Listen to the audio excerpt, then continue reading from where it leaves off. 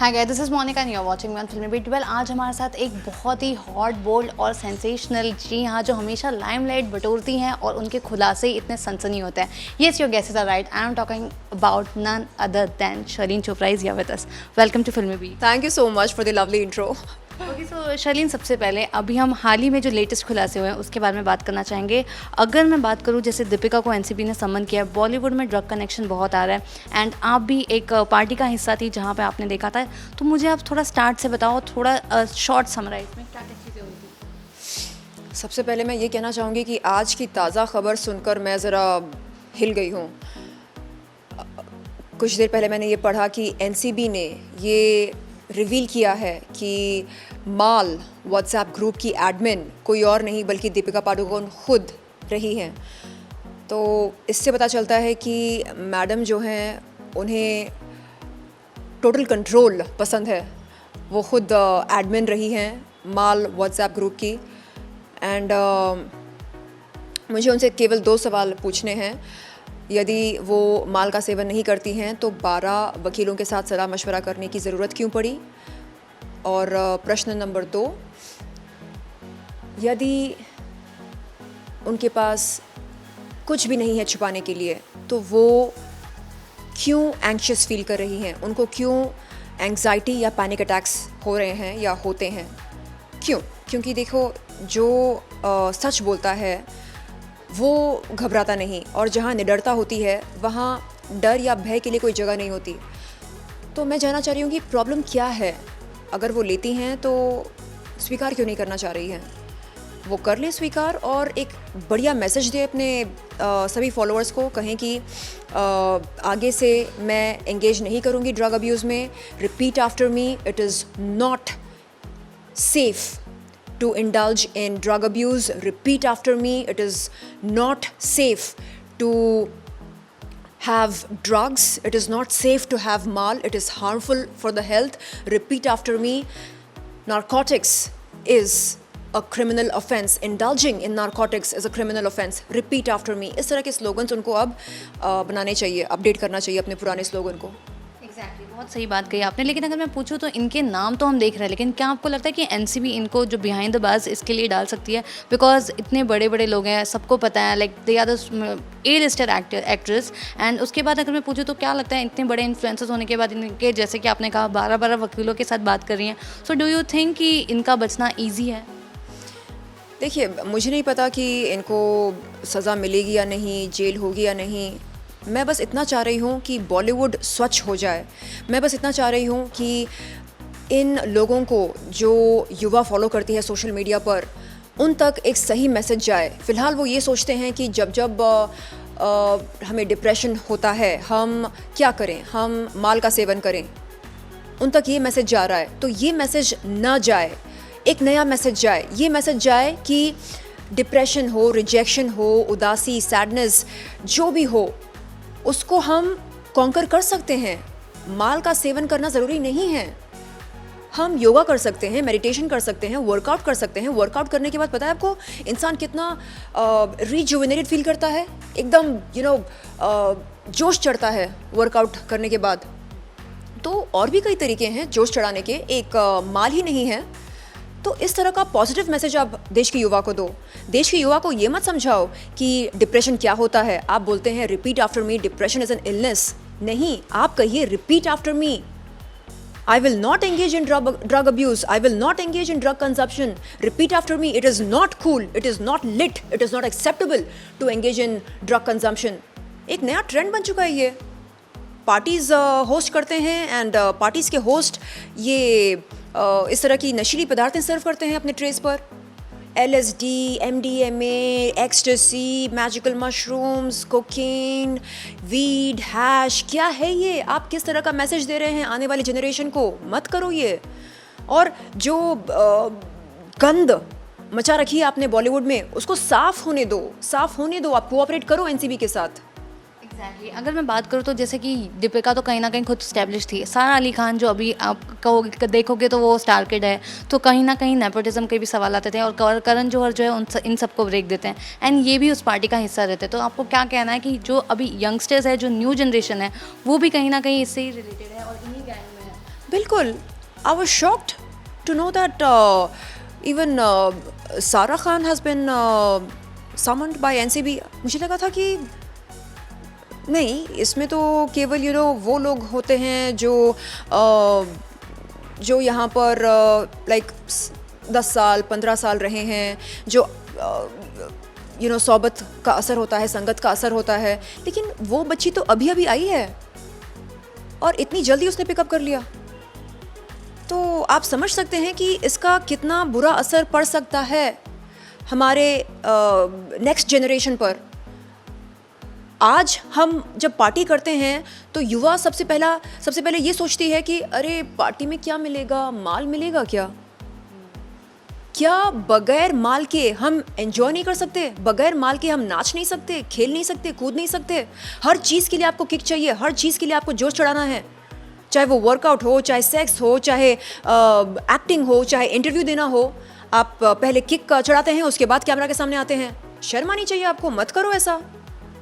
Exactly Shareen, हाल ही में अगर मैं पूछूँ तो कल भी आपके एक इंटरव्यू में आपका ब्रेकडाउन देखा था, तो उसके बारे में कुछ पूछना चाहेंगे, क्योंकि आप जो है बात कर रही हैं लेकिन बात करने के बावजूद भी आपके ऊपर भी सवाल उठ रहे हैं। जी, मैंने ये कहा था कि मैं जब कोलकाता गई थी केकेआर का मैच देखने के लिए, तब मैच के बाद जो आफ्टर पार्टी रखी गई थी उसमें मैंने कुछ पदार्थों का सेवन होते हुए देखा है, और वॉशरूम में जैसे ही मैंने कदम रखा, मैंने स्टार वाइव्स को कोकेन स्नॉट करते हुए देखा। तो जब मैंने ये बातें शेयर की तो डिबेट पैनल के कुछ पैनलिस्ट्स ने कहा, आप यहाँ क्यों बैठे हैं, आप जाइए ना एनसीबी के पास, जाकर उनको ये जानकारी दीजिए ना। तो मैंने कहा कि एक्सक्यूज़ मी, जब एनसीबी के पास से बुलावा आएगा तब हम जाएंगे, ज़रूर जाएंगे, और ईश्वर को साक्षी मानकर जो मैंने देखा है अपनी आंखों से, जो अनुभव किया है, वो सारी बातें उनके सामने रखूंगी मैं। लेकिन आप ये नहीं कह सकते कि आप जाइए यहाँ से, आप जाइए यहाँ से, ये शो क्या आपके बाप का है? तो नहीं, आप जाइए। तो मैंने कहा कि क्या आपको पता है कि मैं एक चेन स्मोकर हुआ करती थी, 15, 16, 17 साल मैंने चेन स्मोकिंग की थी, उसके बाद गिव अप किया। क्या आपको पता है कितना मुश्किल होता है एक चेन स्मोकर के लिए स्मोकिंग गिव अप करना? आपको नहीं पता, मुझे पता है, मैंने गिव अप किया है। लेकिन कभी गिव अप करने के बाद मैंने पलट कर देखा नहीं वापस स्मोकिंग की तरफ, कभी मैंने मिस नहीं किया स्मोकिंग को। आपको पता है मैं रोज़ वर्कआउट करती हूँ, मेडिटेशन करती हूँ, योगा करती हूँ। आपको पता है कि मैंने मार्च 2020 में सोशल ड्रिंकिंग करना गिव अप कर दिया। आपको पता है क्या ये सब? आप मुझे बोल रहे हैं कि मैं यहाँ से निकल जाऊँ? मैं क्यों निकलूँ यहाँ से? तो मैं बहुत ज़्यादा भावुक हो गई थी, क्योंकि बार बार मुझको बताया जा रहा था, कहा जा रहा था कि आप क्यों बैठे हैं यहाँ पर। अरे जब कभी बुलावा आएगा एनसीबी के पास से, मैं जाऊंगी और बताऊंगी जो मैंने देखा, जो मैंने अनुभव किया। एंड पहले हिम्मत नहीं थी ये सब बताने के लिए, हिम्मत नहीं थी, ज़रा भी नहीं थी, क्योंकि बड़े बड़े नाम इन्वॉल्व हैं इसमें। अब जाकर क्योंकि स्वच्छ बॉलीवुड अभियान के साथ एनसीबी जुड़ी है, इसलिए हिम्मत पैदा हुई है। ये सब देखकर हिम्मत पैदा हुई है कि नहीं, मुझे बोलना चाहिए, जो मुझे पता है वो मुझे बताना चाहिए। अब जाकर हिम्मत पैदा हुई है। तो यदि कोई हिम्मत जुटाकर आता है सामने, तो उसको आप इंटिमिडेट करोगे, उसको डराओगे, धमकाओगे, बोलोगे अब क्यों इतनी देर क्यों लगा दी? आप ऐसा करोगे? आप हो किसके साइड? आप देश के साइड हो कि नहीं? क्या आप नहीं चाहते कि बॉलीवुड एक स्वच्छ जगह बने, एक स्वच्छ इंडस्ट्री बने? शर्लिन, आपने बहुत सही बात कही। और दूसरी तरफ अगर मैं पूछूं तो जैसे कि आपने कहा क्रिकेटर की वाइफ्स और स्टार्स की वाइफ, आपने दोनों को देखा था वॉशरूम के अंदर।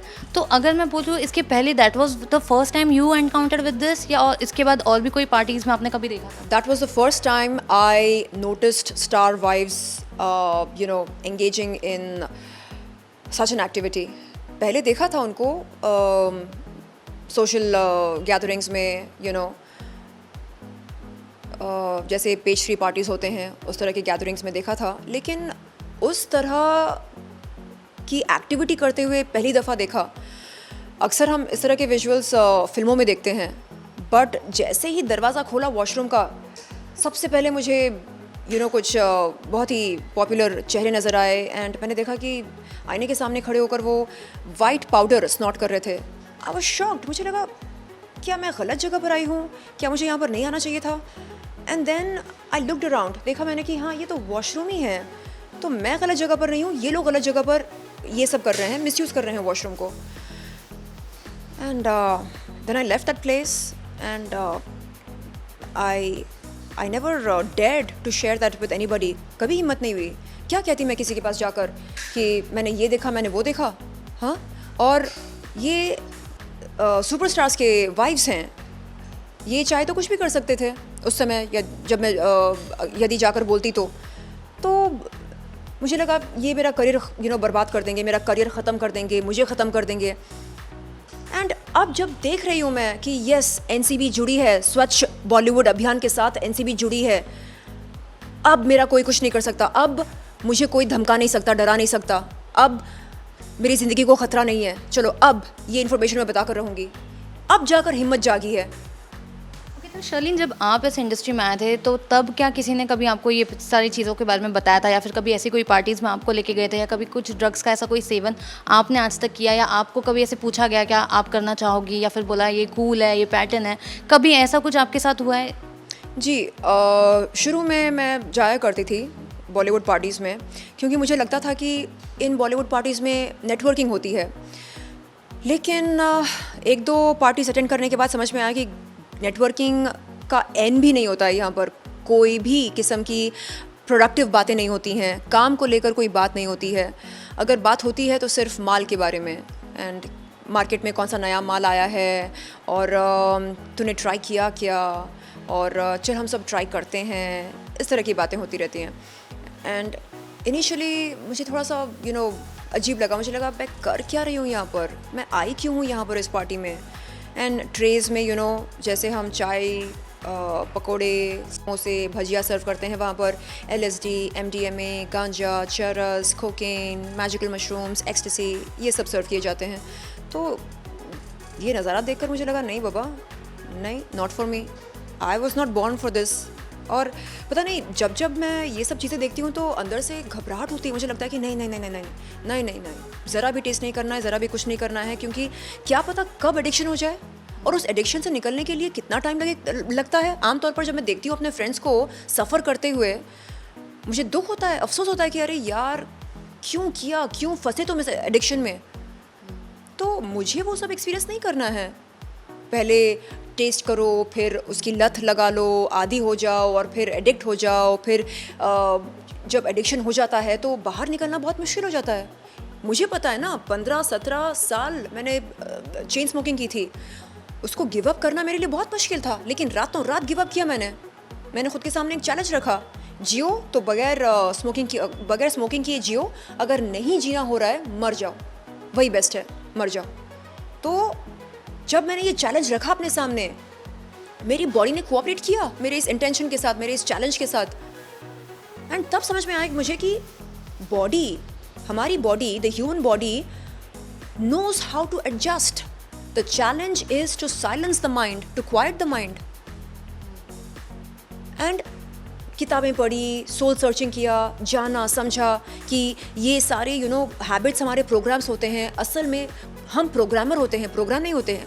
हम जब चाहे किसी भी प्रोग्राम को डिलीट कर सकते हैं, चेंज कर सकते हैं, अपग्रेड कर सकते हैं, क्योंकि हम प्रोग्रामर हैं. तो सोल सर्चिंग करने के बाद मुझे जानकारी आई, समझ आई मुझे. एंड मैं चाह रही हूँ कि देश के युवा तक मैं ये मैसेज पहुँचाऊँ, देश के युवा से कहूँ कि देखो, आप प्रोग्रामर हो, आप प्रोग्राम नहीं हो, और ये जो आपके हैबिट्स हैं, ये प्रोग्राम्स हैं. आप जब चाहे इन्हें चेंज कर सकते हैं. अगर आप डिप्रेशन के शिकार हैं, ये ज़रूरी नहीं है कि आप माल का सेवन करें. अगर आप डिप्रेशन का शिकार हैं तो आप योगा करें, आप मेडिटेशन करें, आप वर्कआउट करें. देखो आप कैसा फील करते हो, आप बहुत अच्छा फील करोगे.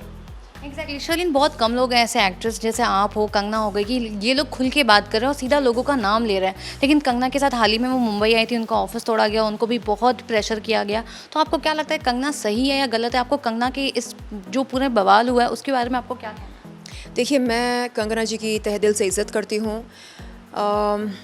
न केवल इसलिए क्योंकि वो एक बहुत ही बेहतरीन अदाकारा हैं, बट इसलिए भी क्योंकि वो एक बहुत ही अच्छी इंसान है, निडर हैं, बिना अपने शब्दों को मिक्स किए स्पष्ट रूप से अपनी बातें सामने रखती हैं.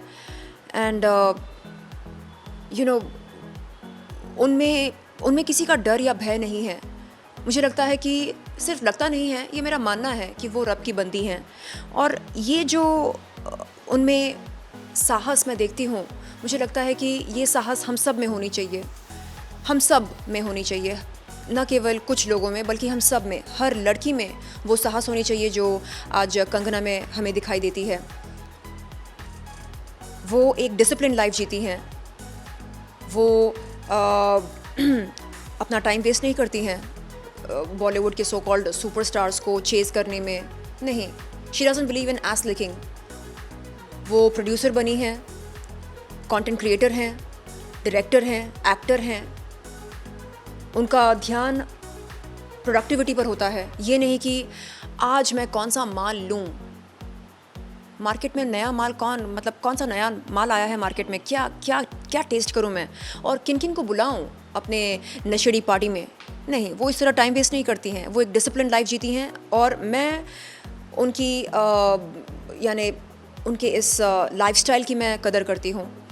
एंड वो एक सही मैसेज पहुंचा रही हैं देश की युवा को वो बोलती हैं कि आप वर्कआउट करो, आप व्यायाम करो, सेहत बनाओ। देखिए, आप जब वर्कआउट करना स्टार्ट करते हैं, व्यायाम करते हैं, तो नेगेटिव थॉट्स की तरफ आपका ध्यान बिल्कुल नहीं जाता। हम डिप्रेशन कब फील करते हैं हम डिप्रेशन? जब हम ये सोचते हैं कि मेरे साथ क्या गलत हुआ, ये नहीं होना चाहिए था, इसने मुझे काम नहीं दिया, उसने रिजेक्ट कर दिया, ऐसा वैसा। नहीं, ये सब हटाओ अपने दिमाग से। वर्कआउट करो, योगा करो, मेडिटेशन करो, अच्छी बातें करो, अपने बैड हैबिट्स को अवॉइड करो, तब देखो आप कैसा फील करोगे। लेकिन नहीं, यहाँ पर प्रचार किया जाता है, repeat after me, depression is an illness. नहीं बाबा, change your slogan, upgrade your slogan, repeat after me, I will not engage in drug abuse, I will not engage in drug consumption. And Sherlyn, जैसे कि अभी आपने कहा काम की बात, industry में सबके पास टैलेंट मैनेजर इसीलिए होता है ना। आप भी हाल ही दीपिका के खुद की जो टैलेंट मैनेजर कंपनी थी, आप वहाँ गई थी, खुद को मतलब कुछ काम मिलेगा ये सारी चीज़ें सोचकर, लेकिन वहाँ पे भी अगर मैं बात करूँ तो मी टू टाइप से आपके साथ हुआ था, उसके बारे में कुछ जानना चाहेंगे, क्या था वो, कैसे हुआ और क्या सोच के आप गए थे and what was your reaction there? मैं गई थी क्वान टैलेंट एजेंसी के फाउंडर से मिलने, जिसका नाम है अनिर्बन। मैं ये सोच कर गई थी कि वो एक रिस्पेक्टफुल मैनेजर होंगे, दीपिका पादुकोण के मैनेजर एक रिस्पेक्टफुल इंसान होंगे, ये सोच कर गई थी। लेकिन जाने के बाद जिस तरह की बातें उसने कही, वो सुनकर मुझे लगा कि ये तो दुनिया का नंबर 1 पिम्प होगा। एक पिम्प ही उस तरह की बात कर सकता है। एक मैनेजर कभी किसी टैलेंट से नहीं पूछना चाहेगा, एक्सक्यूज़ मी, आपके जो ब्रेस्ट्स हैं वो रियल हैं या फेक हैं? अच्छा, by the way, what's the cup size? Can I touch your breasts? ऐसी बातें कौन करता है? Can I touch your breasts? What was your reaction there? Sir, पागल हो क्या? Have you lost your mind और what? Do you even know what you are saying? अरे no, you are feeling bad. I said, yeah, I am feeling bad because you are saying these awful things to me. Arey, no, don't feel bad. I just want to know. Why do you want to know? You asshole, why do you want to know? What relevance Exactly. do these questions have with my future or with my career? You idiotic, uncouth creature. नहीं, आप तो बुरा मान गए। हाँ, मैं बुरा मान रही हूँ क्योंकि ये बुरा मानने वाली बात है, you duffer. तो अच्छा, by the way, I live in an open marriage. मैं क्या करूं ये जानकारी प्राप्त करके? You live in an open marriage, how does it matter? I don't care if your marriage is open और क्लोज्ड और इफ यू आर मैरिड और not. I don't care, I don't want to know. I just want to know if you can offer me good work opportunities. Nonsense. And I said, shame on you. I thought that you are a respectful person, but you're not. You're a pimp. That's what you are. Only a pimp, asks these questions. जो लड़कियां उनके pimp के पास जाती है, pimp पूछता है कि अच्छा तेरा साइज़ क्या है, कप साइज़ क्या है, क्या मैं फ़ील ले सकता हूँ? गंदी अश्लील बातें। अरे, पिम्प के पास जाना होता तो तेरे पास क्यों आती? लेकिन अब समझ गई मैं कि तू दुनिया का नंबर 1 पिम्प है। तो क्या कोई एक्शन आपने लिया या फिर अब आप आगे जाके लेने वाले हो? ऐसे लोगों से आई वुड से आधे से ज़्यादा इंडस्ट्री भरा पड़ा है ऐसे लोगों से। तो मैं सोचती हूँ मैं किन किन के ख़िलाफ़ जाकर केस ठोकूँ, हाँ, किन किन के ख़िलाफ़ मैं जाकर शिकायत दर्ज करूँ, और मैं काम करूँ ना करूँ या सुबह शाम यही करती रहूँ, सर साहेब इस पर केस ठोक दो, उस पर केस ठोक दो, इस पर FIR ठोक दो, उस पर ये करो, उस पर वो करो. More than half of the industry is full of such idiotic, uncouth people. तब डिसाइड किया मैंने कि अब मैं किसी के पास नहीं जाऊंगी, किसी के पास जाकर काम की भीख नहीं मांगूंगी। जो कुछ करना होगा मैं खुद से करूंगी। कंटेंट क्रिएटर बनी एंड धीरे धीरे I learned how to produce content, how to create content, क्या क्या लगता है। कॉल करना स्टार्ट किया लोगों को, टेक्नीशियंस को, एक टीम असेंबल किया, लाइट वेंडर, कैमरा वेंडर, कौन से कैमरास अच्छे होते हैं, कौन से कैमरास इकोनॉमिकल होते हैं, पता लगाना स्टार्ट किया। एडिटर्स के साथ टाइम स्पेंड करना स्टार्ट किया, DI टेक्नीशियंस, स्मोक टेक्नीशियंस, ऐसे करते करते करते एक टीम असेंबल की मैंने। And now I enjoy creating content. तो इन लोगों को मैं धन्यवाद देती हूँ जो इन लोगों ने मुझको अपनी असलियत दिखाई और इस बात का एहसास दिलाया कि मुझे किसी पर निर्भर करने की ज़रूरत नहीं है। पैसा कमाने के लिए या सक्सेसफुल होने के लिए मुझे इन जैसे कॉकरोचेस पर निर्भर करने की ज़रूरत नहीं है। इनसे ज़्यादा इंटेलिजेंट तो मैं हूँ, इनसे ज़्यादा पढ़ी लिखी मैं हूँ, इनसे ज़्यादा डिसेंट मैं हूँ। मैं यदि कोई मुझसे एक काम मांगने आए तो मैं उससे पूछूंगी नहीं, excuse me, what is your cup size? Such a shameful thing to say. Sherlyn, अगर मैं बोलूँ तो ये जो सारे खुलासे हो रहे हैं ये सुशांत के केस के बाद से स्टार्ट हुआ। एंड सुशांत के केस के टाइम पे डेफिनेटली यहाँ पे लॉकडाउन बहुत ज़्यादा था तो हम आ नहीं पाते। लेकिन अगर मैं पूछूँ कि आपके हिसाब से आपको क्या लगता है सुशांत के केस को लेके, सुसाइड, मर्डर या जो है homicide, what do you think about it? It's a clear homicide case, it's not a suicide case. हम सबको ये पता है, the whole nation knows it. अब बस ये पता लगाना है कि कौन है वो लोग जिन्होंने सुशांत को मर्डर किया और कितने लोग थे वो, और वो यदि वो एक इंडिविजुअल था या गैंग था, अगर गैंग था उस गैंग में कितने लोग शामिल थे, एंड क्यों वो ख़त्म करना चाह रहे थे सुशांत को, क्यों उन्होंने सुशांत का मर्डर किया।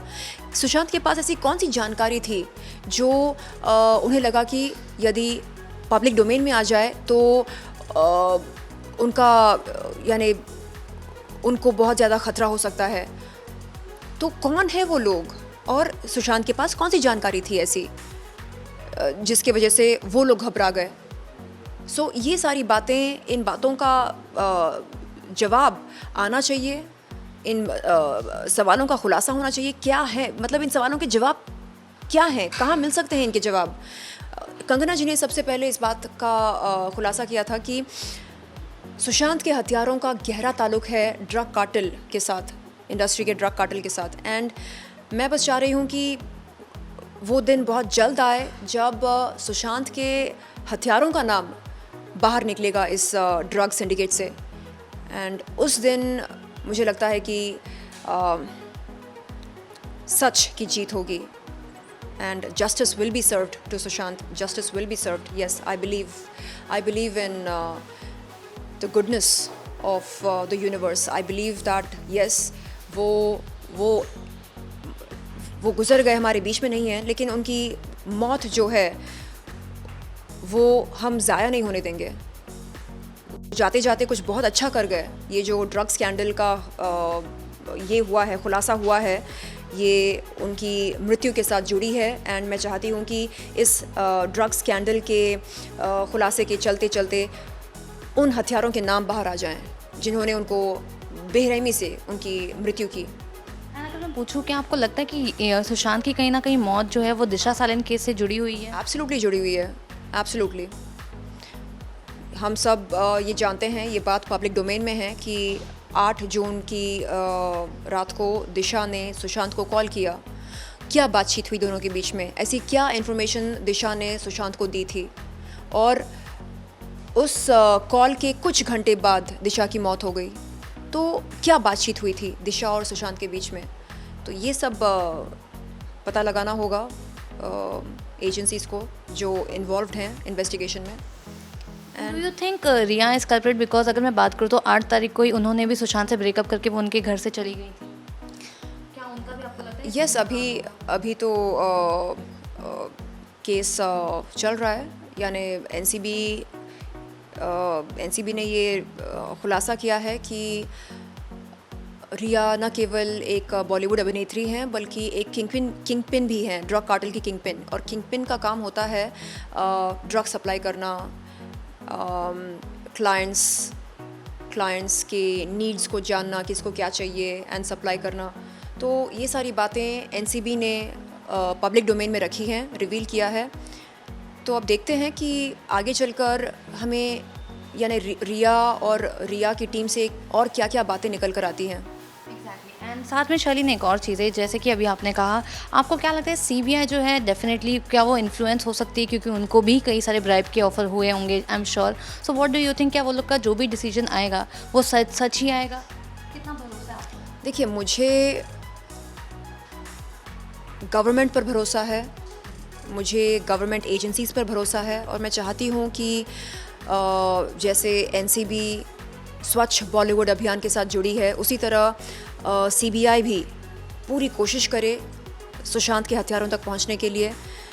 सीबीआई ने जब से टेक ओवर किया है, नए नए खुलासे हो रहे हैं, और ये प्रोग्रेस का ये है, प्रतीक है।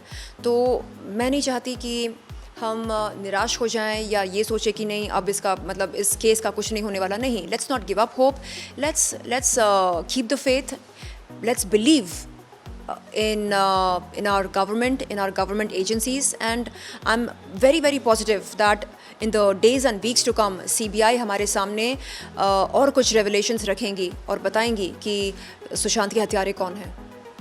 एंड लास्टली शर्लिन, अगर मैं बोलूँ तो अब लोगों का बॉलीवुड को देखने का पूरा नज़रिया बदल गया, स्पेशली ये मार्च के बाद से। तो अब आपको क्या लगता है आने वाले वक्त में क्या कुछ हम नया देखेंगे, बॉलीवुड को किस नज़र से देखेंगे? एंड लोग जो ये बॉयकॉट करने की डिमांड कर रहे हैं सब खान्स को, स्पेशली स्टार किड्स को, ये कितना सही है और कितना इससे बॉलीवुड पर असर होगा? देखिए, फ़िलहाल बॉलीवुड बहुत ज़्यादा बदनाम हो गई है, इसलिए नहीं क्योंकि ड्रग्स स्कैंडल का खुलासा हुआ है, इसलिए क्योंकि बॉलीवुड में स्वच्छता नहीं रही। मैं चाहती हूँ कि हम सब जैसे हमारे प्रधानमंत्री कहते हैं हम सबको आत्मनिर्भर होना चाहिए। हम सब आत्मनिर्भर हो जाएं, बॉलीवुड को स्वच्छ करें, एंड जो न्यू जनरेशन बॉलीवुड में आएगी वो किसी से ना डरे, किसी से भी ना डरे, और वो किसी के सामने ना झुके, वो नेपोटिज्म का शिकार ना बने, drug scandal, drug nexus, drug syndicate का शिकार ना बने, कास्टिंग काउच का शिकार ना बने, पेट्रियार्की का शिकार ना बने। वो एकदम आज़ाद होकर एक स्वच्छ बॉलीवुड में काम करे, ये मेरी मनोकामना है। And Sherlyn, one last question, कि आपको क्या लगता है कि सलमान खान को लोग बॉयकॉट करने की बात करते हैं, इसीलिए बिग बॉस को सीज़न को पूरे बॉयकॉट कर रहे हैं, जबकि रियलिटी शोज़ की बात करूँ तो बिग बॉस ही एक ऐसा शो है जो सबसे ज़्यादा लाइमलाइट बटोरता है। तो आपको क्या लगता है ये जो बिग बॉस 14 है इस पर कितना असर गिरेगा, और क्या जो 13 सीज़न देखा था, पिछला सीज़न बहुत ही ज़्यादा पॉपुलर था, तो क्या ये सीज़न पे उसका असर होगा, ये ज़्यादा पॉपुलर होगा, या फिर जैसे बॉयकॉट की डिमांड चल रही है ये सीज़न वाहियात होगा? आपके हिसाब से आपको क्या लगता है? देखिए, इस बात में कोई शक नहीं है कि इंसानियत और मनोरंजन, इन दोनों में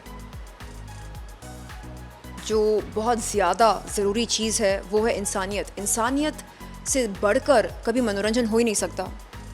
हम मनोरंजन के बगैर जी सकते हैं लेकिन इंसानियत के बगैर नहीं जी सकते, हम मानवता के बगैर नहीं जी सकते।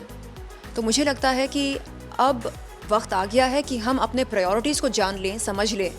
प्रायोरिटीज़ क्या हैं हमारी? क्या ये ज़रूरी है कि हम एंटरटेनमेंट देखें, या क्या ये ज़रूरी है कि हम मानवता को बढ़ावा दें? तो सवाल हम सब के सामने हैं और हमें इंडिविजुअली चूज़ करना होगा, क्या एंटरटेनमेंट या मानवता, इंसानियत, ह्यूमैनिटी, क्या चूज़ करना है, एंटरटेनमेंट या मानवता? मैं चूज़ करती हूँ मानवता। यदि आप एक अच्छे इंसान नहीं हैं तो हम क्यों देखें आपका मनोरंजन? एब्सोल्युटली। लास्टली जाने से पहले क्या कुछ मैसेज आप देना चाहते हो आपके fans, follower and the one who are watching? Guys, believe you me, it is not cool to engage in drug consumption. मालवाल की बातें छोड़ो, हेल्थ इज़ वेल्थ। ये लोग, आपको लगता होगा कि नहीं अभी नहीं करेंगे तो कब करेंगे, this is the right time. No, ज़रूरी नहीं है ये सब करना। माल को मारो गोली। आपको पता है जो ड्रग एडिक्ट्स होते हैं, जो नशेड़ी होते हैं, जो चरसी होते हैं, उनकी इम्यूनिटी कितनी वीक होती है? क्या आपको पता है उनकी नर्वस सिस्टम कितनी उलझी हुई होती है? आपको पता है आगे चलकर उनको कितने हेल्थ प्रॉब्लम्स हो सकते हैं? आपको नहीं पता। तो क्या ये ज़रूरी है कि हम पहले गलती करें उसके बाद सबक सीखें? नहीं, आप दूसरों की गलतियों से सबक सीख सकते हैं। तो मेरा आपसे निवेदन है कि आप माल से दूरी बनाए रखें और आप नए स्लोगन्स बनाइए अपने खुद के ज़िंदगी के लिए, खुद की ज़िंदगी के लिए, पर्सनल ज़िंदगी के लिए नए स्लोगन्स, नए मोटिव्स बनाइए, नए ऑब्जेक्टिव्स बनाइए। क्या हो सकता है हमारा स्लोगन? हमारा स्लोगन हो सकता है repeat after me, I will lead a disciplined life. Repeat after me. It is not necessary to engage in drug consumption to have a good time. It is not necessary to feel high on drugs. No. Repeat after me. One can feel high even without drug indulgence. Repeat after मी। तो ये होनी चाहिए आपके slogans. आप workout करो, आप body बनाओ, डोले शोले बनाओ, आप खुद को फिट रखो, आप योगा करो, आप मेडिटेशन करो, आप अपने ड्रीम्स को फॉलो करो। क्या बनना चाह रहे हो आप लाइफ में, आप इसके बारे में सोचो। क्या आपको नशेड़ी बनना है? क्या आपको माल का सेवन करना है? या आपने जो सपने देखे थे बचपन में, मुझे ये बनना है, वो बनना है, मुझे क्रिएटिव बनना है, मुझे जो कुछ भी आपने सपना देखा था, उस सपने को आप पूरा करो। एंड बिलीव यू मी, ये जो नशेड़ी लोग होते हैं ना, ये काम पर फोकस नहीं कर पाते हैं क्योंकि प्रोडक्टिविटी की तरफ इनका ध्यान नहीं जाता है। मुझसे पूछो, मैंने अनुभव किया है। मैंने 15, 16, 17 साल चेन स्मोकिंग की थी। एंड आप कंपेयर कर सकते हैं स्मोकर शर्लिन को नॉन स्मोकर शर्लिन के साथ। आप देख सकते हैं मेरे अपीयरेंस में कितना फ़र्क आया है, स्टैमिना में कितना फ़र्क आया है, एंड क्लैरिटी ऑफ थॉट में कितना फ़र्क आया है। पहले मैं बहुत